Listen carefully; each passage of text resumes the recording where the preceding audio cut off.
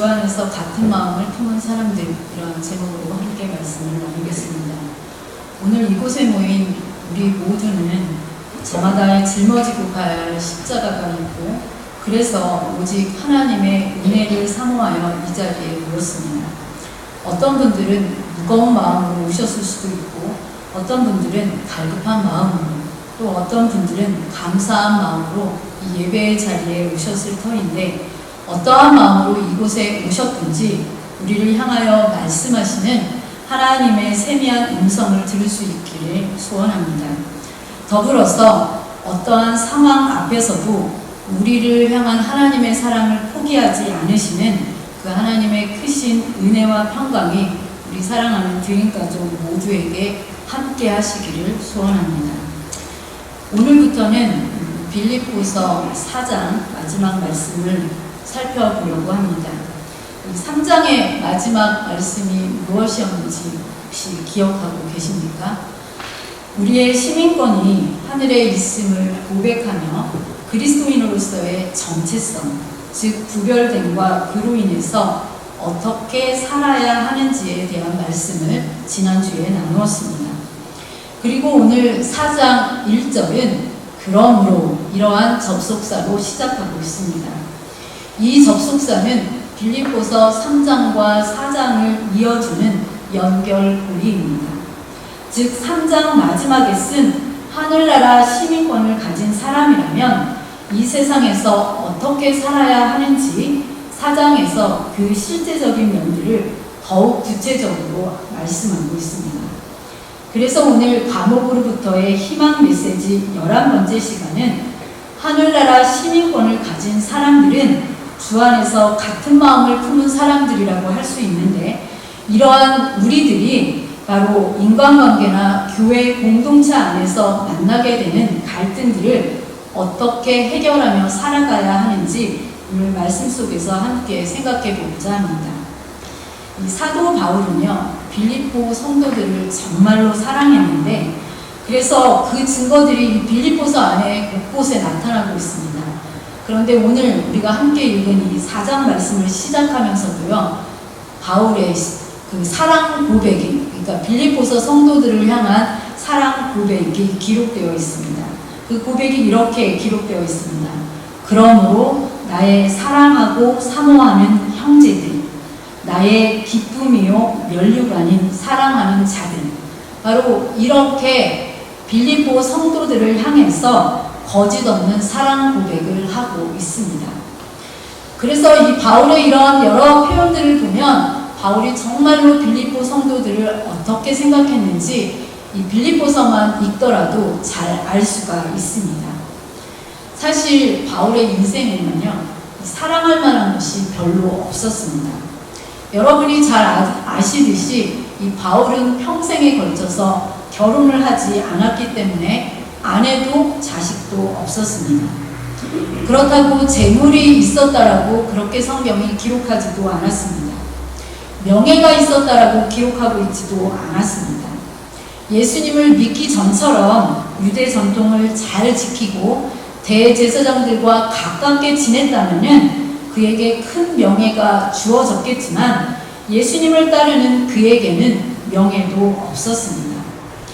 아무것도 없는 바울에게 마음을 바쳐서 사랑할 만한 대상은 무엇이었을까요? 그 대상은 오직 한 분, 하나님 뿐이었습니다. 그렇다면 사람이 하나님을 사랑하는 방법은 무엇이겠습니까? 우리가 하나님을 경치가 멋진, 그리고 맛이 일품인 그러한 고급 레스토랑으로 초대하면 그것이 하나님을 사랑하는 일일까요?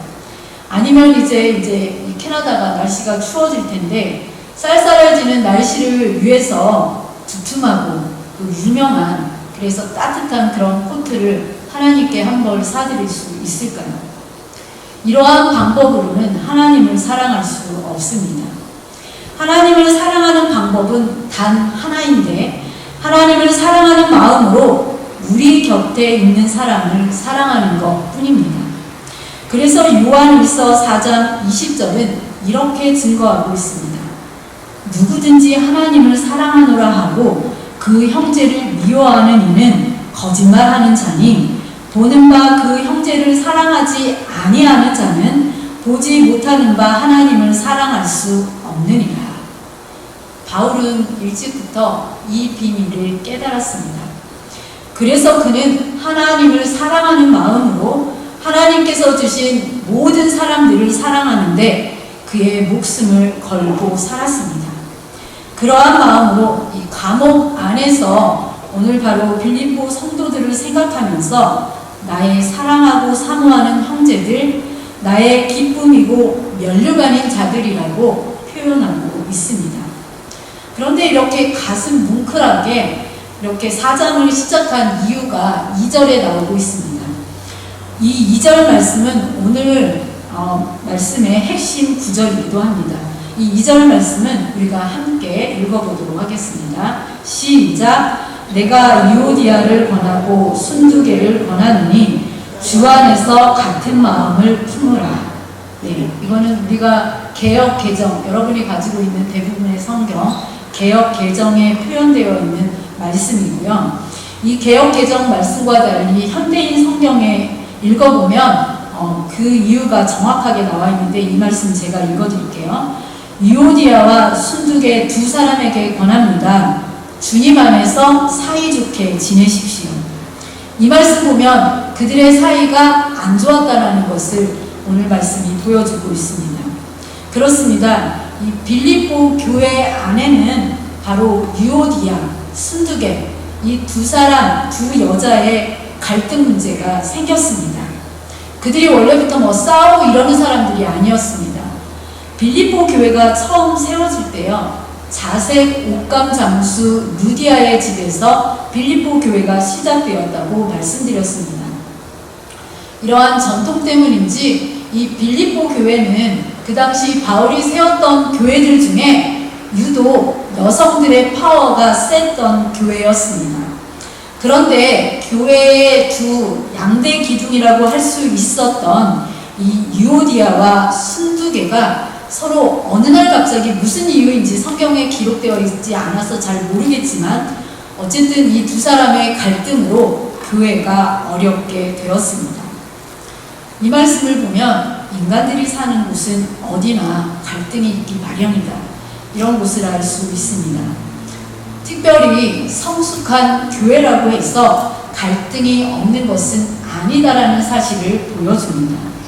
갈등이 없는 교회는 세상에 없습니다.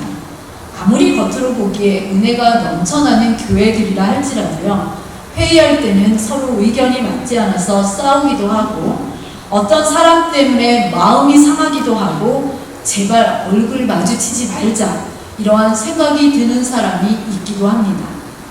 그런데 주님께서 원하시는 건강한 교회는요, 갈등이 없는 교회, 이런 교회를 원하시는 것이 아니라 어떠한 문제와 갈등이 생길 때에 바로 그것을 주님의 마음으로 잘 처리하는 교회, 그것을 예수 그리스도께서, 주님께서 원하는 교회이며 공동체의 모습입니다. 바울은 오늘 이 두 여인들을 향하여서 주 안에서 같은 마음을 품으라, 이렇게 권면하고 있습니다. 여기서 같은 마음은 무슨 마음입니까? 주님께서 그들에게 향한 바로 예수 그리스도의 마음입니다. 빌립보서 2장 5절 말씀에요, 이렇게 기록되어 있습니다. 너희 안에 이 마음을 품으라. 곧 그리스도 예수의 마음이니. 우리 안에 품어야 할 마음이 그리스도 예수의 마음이라고 말씀하고 있는데, 그렇다면 이 그리스도 예수의 마음은 어떠한 마음입니까? 우리가 이미 나눈 대로 빌립보서 2장 7절에서 8절에는 예수님의 이 마음을 이렇게 나타내고 있습니다. 예수님이 하나님이심에도 자기를 비우시고 인간의 몸을 입고 십자가의 자리까지 낮아질 대로 낮아지는 그 마음이 바로 예수 그리스도의 마음이라고 말씀하고 있습니다. 그래서 갈등을 해결하는 길은 나한테만이 아니라 서로가 그리스도의 마음을 품는 것입니다. 그리스도 예수의 이 마음은 낮아지는 마음이며 자기를 비우는 마음입니다. 여러분, 우리 자신을 한번 돌아보시기 바랍니다. 우리 자신이 왜 예수 그리스도의 마음을 닮아가도록 노력해야 하는지 우리 자신을 바라보면 답이 나옵니다. 우리 자신을 보면 얼마나 변화무쌍합니까? 특히 우리의 마음이 얼마나 변덕스럽습니까? 하루에도 몇 번씩 마음이 오락가락 왔다 갔다 합니다. 그래서 우리는 이 말의 의미를 정확하게 알고 있습니다. 내 마음 나도 몰라. 나도 모르는 내 마음을 다른 사람이 어떻게 100% 이해해 줄 수 있겠습니까?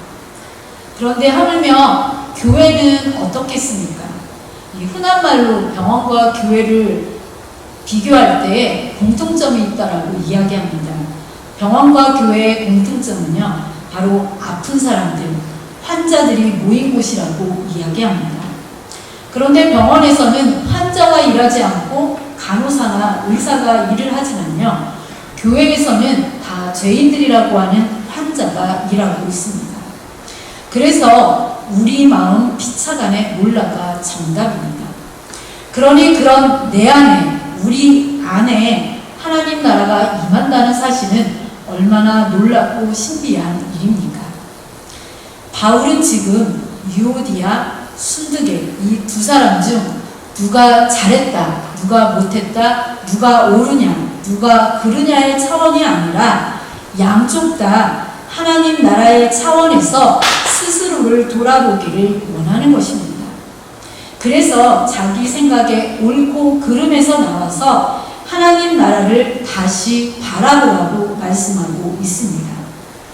스스로 자기의 입장에서 나와 큰 그림을 보지 못하면요, 늘 거기에 묶여있게 됩니다.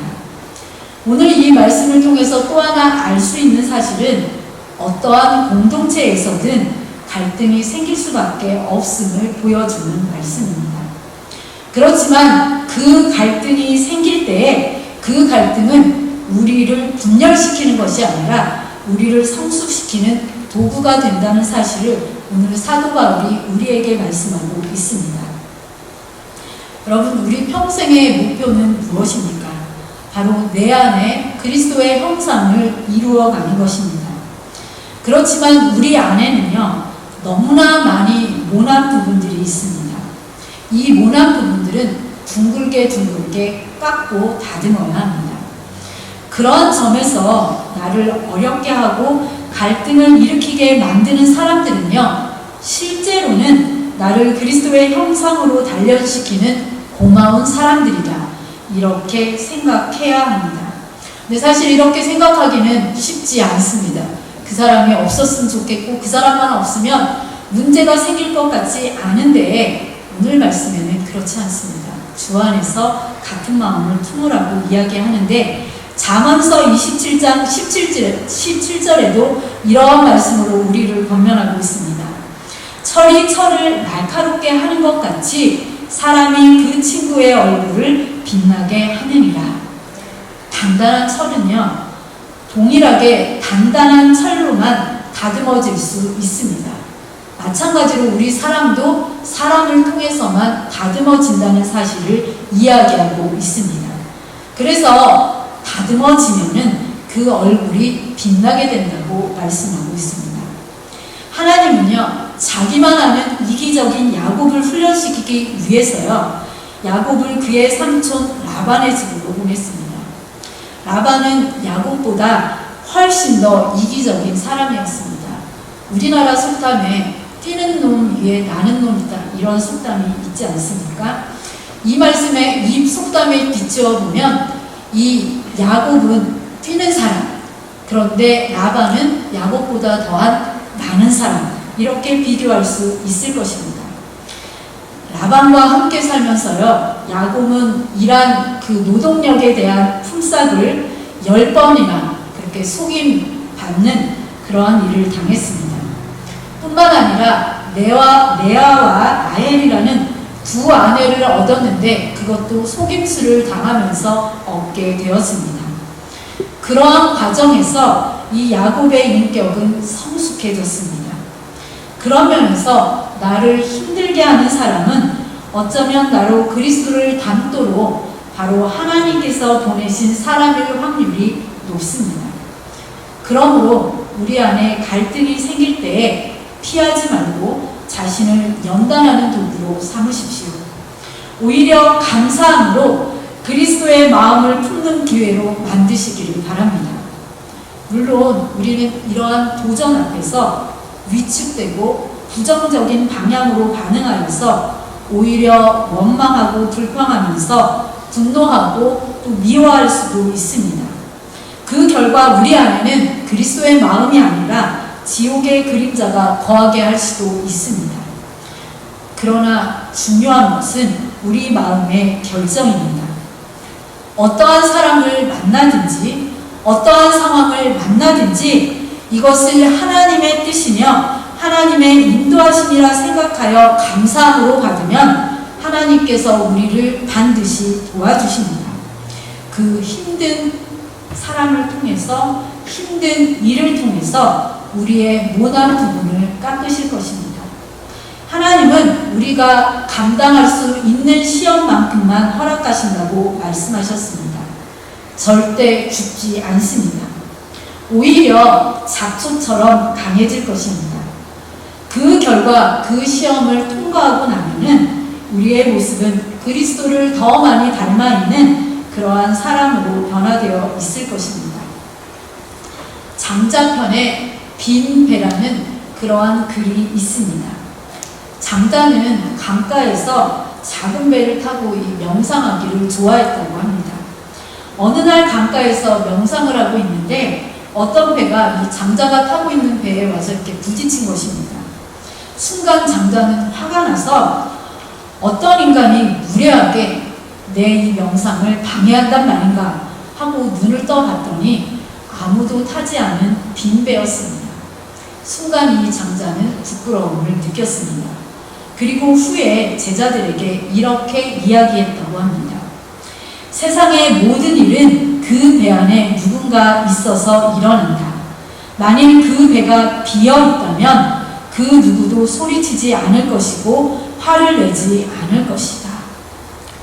우리가 그리스도의 마음처럼 우리의 자신을 비우는 그러한 마음이 된다면 다툼도 적어질 것이고 자유로운 인생이 될 것입니다. 우리는 사람을 통해서 자기를 비워가는 법을 반드시 배워야 합니다. 가장 가까운 부부관계를 통해서 또 부모와 자녀 관계를 통해서 때로는 직장의 동료를 통해서 교회 가족들을 통해서 우리는 자기를 비우는 법을 배워야 합니다. 우리의 모든 만남은 하나님의 인도하심이라는 사실을 기억하시기 바랍니다. 바울은 오늘 이 두 여인들에게 그리스도의 마음을 가질 것을 요구할 뿐만 아니라 그들의 수고와 헌신도 인정해 주었습니다. 그들이 비록 갈등 관계에 있기는 했지만 이들이 빌립보 교회 안에서 얼마나 애쓰고 수고했는지 3절 중반절에 보면 이렇게 표현하고 있습니다.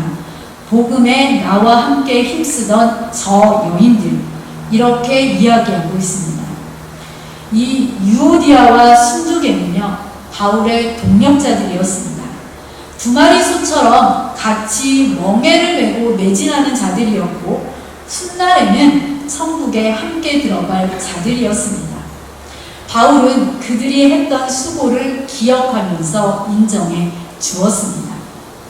사람이 섭섭할 때는요, 자기의 수고나 공적이 인정받지 못할 때가 많이 있습니다.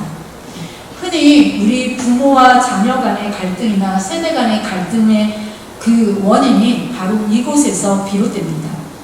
부모 세대는, 특히 이민을 와서 고생하는 우리 부모 세대는 땀과 눈물을 흘려서 여기까지 일구어 놓았는데 이것을 인정하지 않고 무시하는 듯한 자녀들을 볼 때면 섭섭합니다.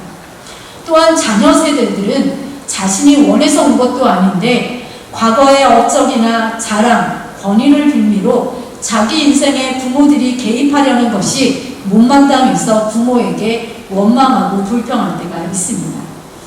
이럴 때는 서로를 비난하기보다는 서로의 격려가 필요합니다. 그래서 5절 상반절 말씀에서 바울은 우리에게 이렇게 하라고 권면하고 있습니다. 너희 관용을 모든 사람에게 알게 하라. 이렇게 요청하고 있습니다. 이 관용이라는 말은 쉬운 말로 너그러운 마음입니다. 너그러운 마음, 넓은 마음입니다. 서로에게 너그러운 마음을 베풀 수 있기를 바랍니다. 젊은 세대, 자녀 세대는 인정과 존경의 너그러운 마음을 부모 세대에 가져야 합니다. 우리 기성세대인 부모 세대는 자녀에게 격려와 양보의 너그러운 마음이 필요합니다. 이렇게 너그러운 마음을 얻을 수 있는 넉넉함을 어떻게 해야 얻을 수 있는지 오늘 사도 바울은 4절 말씀에서 이야기하고 있습니다. 우리 이 4절 말씀은 함께 읽도록 하겠습니다. 시작! 주 안에서 항상 기뻐하라. 내가 다시 말하노니 기뻐하라. 네, 여기 말씀해 보면 2번에 걸쳐서 기뻐하라고 명령합니다. 이것은 주님의 명령입니다. 기뻐하되 항상 기뻐하라고 합니다.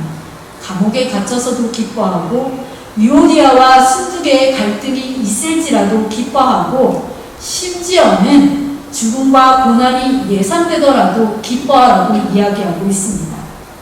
그러면 우리는 이렇게 묻게 됩니다.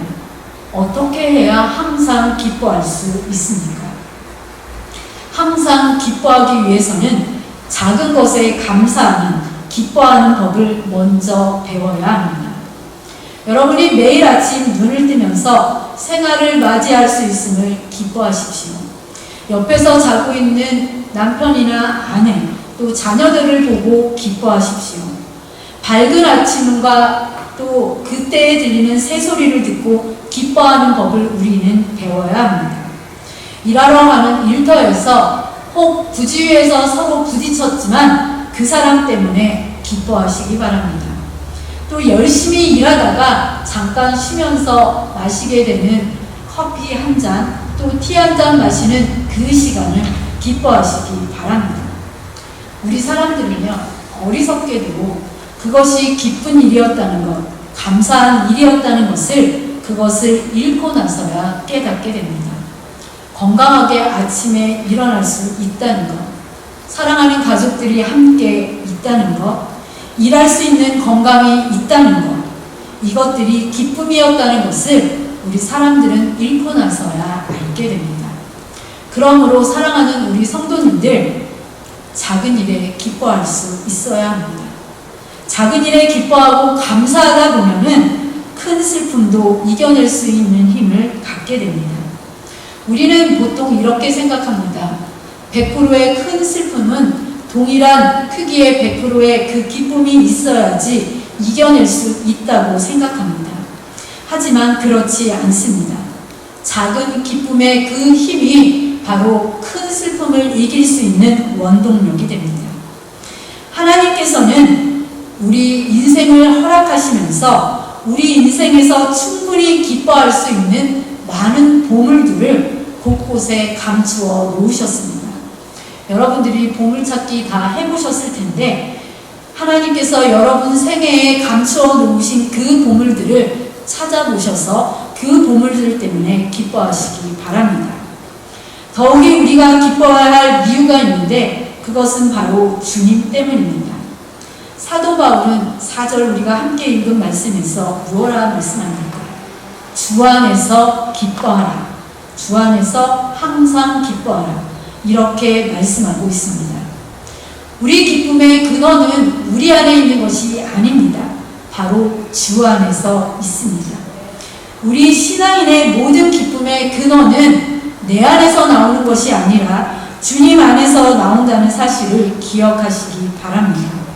오늘은 그래서 이 5구절, 짧은 구절인데 주 안에서라는 구절이 3번 나오고 주께서라는 구절이 1번 나옵니다. 우리 1절에 보면은 주 안에서 서라. 그리고 2절은 주 안에서 같은 마음을 품으라. 4절에 보면 주 안에서 항상 기뻐하라. 5절에서도 관용을 나타내야 할 이유도 주께서 가까우시기 때문이다. 이렇게 우리에게 권면하고 있습니다. 우리가 기뻐해야 할 이유는요, 우리에게 주어진 환경, 물질 때문이 아닙니다. 어떠한 성취를 이루었기 때문도 아닙니다. 그것은 오늘 말씀처럼 다름이 아닌 주님 때문입니다. 우리가 기뻐해야 하는 그 이유는 지금 내가 푸른 초장 쉴만한 물가에 있기 때문이 아닙니다. 바로 하나님께서 저와 여러분의 목자가 되어 주시기 때문입니다. 주님 안에 거할 때에 세상이 줄 수도 알 수도 없는 평안을 우리에게 허락하시겠다고 약속하셨습니다. 아마 여러분도 좋아할 찬양 같습니다. 저도 좋아하는 찬양인데 나의 안에 거하라는 그런 찬양이 있습니다. 그 찬양의 가사가 이렇습니다. 나의 안에 거하라. 나는 내 하나님이니 모든 환난 가운데서 너를 지키는 자라. 두려워하지 말라. 내가 널 도와주리니 놀라지 말라. 내 손 잡아주리라. 내가 너를 지명하여 불렀나니 너는 내 것이라. 내 것이라 너의 하나님이라. 내가 너를 보배롭고 존귀하게 여기노라. 너를 사랑하는 내 여호와라. 우리 이 찬양 가사 생각하시면서 함께 찬양하시겠습니다.